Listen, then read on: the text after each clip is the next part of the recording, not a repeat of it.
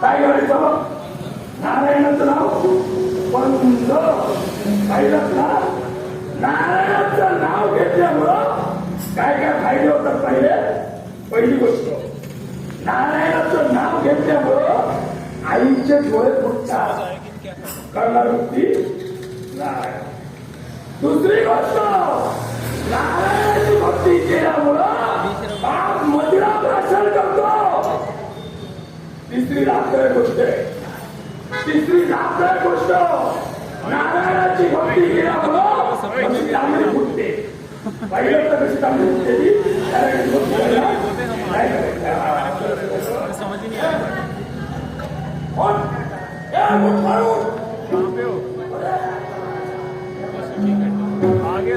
मारायचं बदल मेला.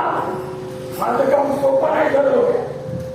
वैष्णव सरोवराच्या ठिकाणी नारायणाची भक्ती होते. काय वैष्णव सरोवराच्या ठिकाणी